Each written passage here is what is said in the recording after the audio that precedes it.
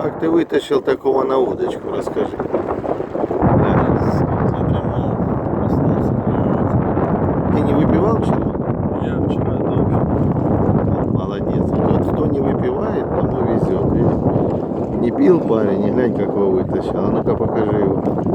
На удочку, на маныче. На 6-килограммовой глубине. Килограмм. Да. А ну, так, ага, боком. О, хорош. Красавчик. Под пивасик пойдет. А то.